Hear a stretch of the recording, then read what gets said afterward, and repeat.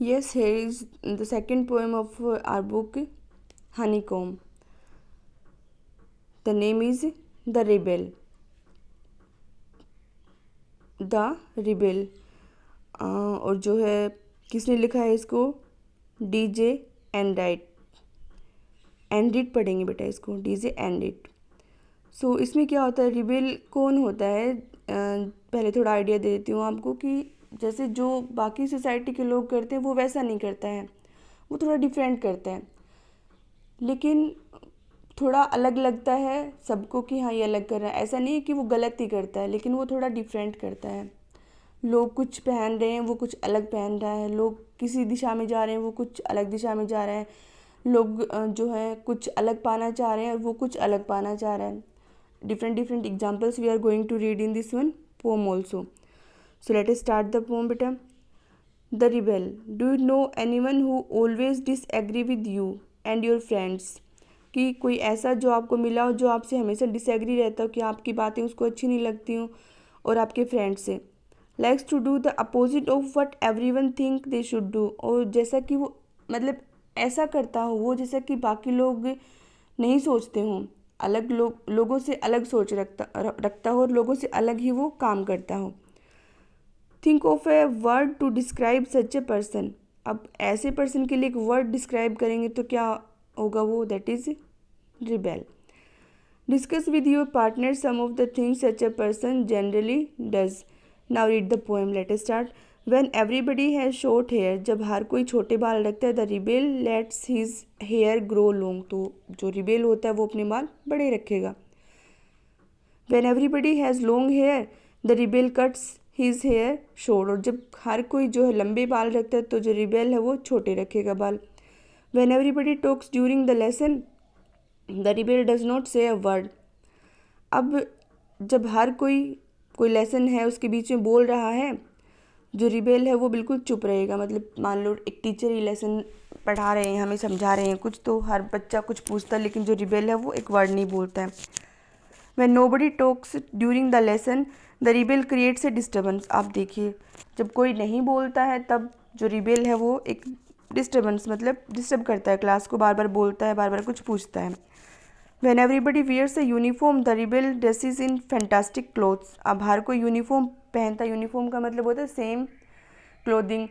अब सेम का मतलब होता है थोड़ी सिंपल भी होती हैं वो, लेकिन तब रिबेल क्या पहनेगा? फैंटास्टिक क्लोथ, बहुत ही डिफरेंट टाइप के, बहुत ही अच्छे लगने वाले कपड़े।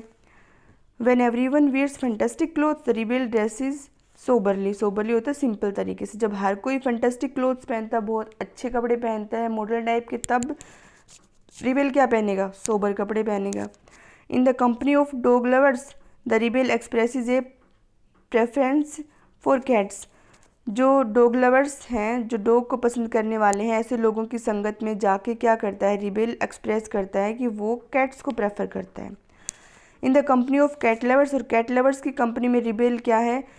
गुड वर्ड बोलता है किनके बारे में? डॉग्स के बारे में। मतलब क्या, उसको करना बिल्कुल ही अलग है और लोगों से। When everybody in praising the sun, जब हर कोई सन को प्रेज करा, the rebel remarks on the need for rain। मतलब हर कोई सन चाहता है, धूप चाहता है, तो वो पसंद करता है, वो रिमार्क देता है रेन के लिए कि हाँ मुझे तो रेन की ज़रूरत है।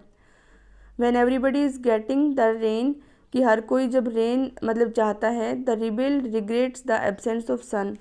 मतलब हर किसी को रेन मिल रही है, मतलब बारिश हो रही है, तो जो रिबेल है वो मिस करता है। रिग्रेट मतलब उसको पछतावा होता है, उसको बुरा लगता है एब्सेंस ऑफ सन, सन की एब्सेंस का। When everybody goes to meeting, the rebel stays at home and reads a book. अब जब हर कोई जाता है मीटिंग के लिए, जो रिबेल है वो कहाँ रहता है? घर पे रहता है और बुक पढ़ता है। When everybody stays at home and reads a book, the rebel goes to the meeting. अब हर कोई जब घर पे रहता है और बुक पढ़ता है, तो रिबेल कहाँ जाता है? मीटिंग के लिए जाता है।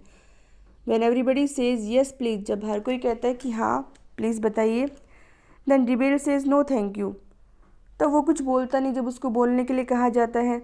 When everybody says no thank you, the rebel says yes please, और जब हर कोई कहता है कि हाँ मतलब मुझे नहीं कुछ कहना है, तब रिबेल कहता है कि अच्छा आप बताइए, आप बोलिए। It is very good that we have rebels, की बहुत अच्छी बात है कि हम रिबेल्स हैं हमारे पास। मतलब चारों तरफ अगर सर्च करेंगे बेटा तो कोई ना कोई तो पर्सन ऐसा मिल ही जाता है जो कि इस टाइप से होता है कि बात नहीं मानता है, थोड़ा डिफरेंट रहता है। You may not find it very good to be one.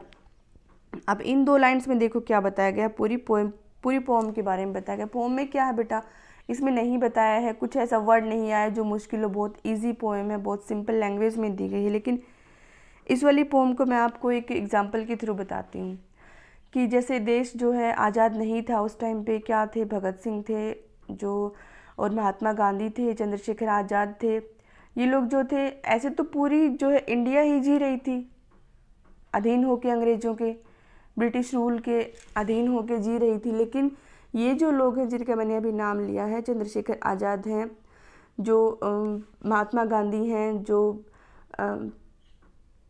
By most favourite Bhagat Singh हैं। अब ये जो लोग थे, इन्होंने क्या सोचा, ये भी जी सकते थे जैसे और जी रहे, लेकिन ये नहीं जिए। सिर्फ यही नहीं है बेटा, और भी बहुत सारे हैं जिनकी वजह से आज हम आज़ाद देश में जी रहे हैं। तो उन लोगों ने क्या किया उस टाइम पे, वो रिबेल बने। हालांकि वो गलत नहीं थे, रिबेल होना कोई गलत चीज़ नहीं होती। वो रिबेल किस लिए बने, वो देश को आज़ाद करवाने के लिए बने, और साथ साथ उनकी फिर जनता जुड़ती चली गई and finally we got freedom. तो जब भगत सिंह, सुखदेव और बाकी के जो लोग थे, वो जब आज़ादी के लिए उन्होंने लड़ाई करनी शुरू की थी, तो उस टाइम पे वो रिबेल थे। तो इस लाइन में यही बताया गया कि अच्छा है कि हम रिबेल्स रखते हैं, तो वो चीज़ हमारे लिए अच्छी थी कि हम उन लोगों को सोसाइटी में रखा, वो लोग थे हमारे साथ। You may not find it very good to be done, लेकिन जो रिबेल्स होते हैं उनके लिए जो है वो हमारे लिए अच्छा कर जाते हैं, लेकिन उनके लिए बहुत अच्छा नहीं हो पाता है। तो जो मेन जो सेंट्रल थीम है वो इन 2 लाइन से निकल के आया है बेटा। So this is our poem बेटा।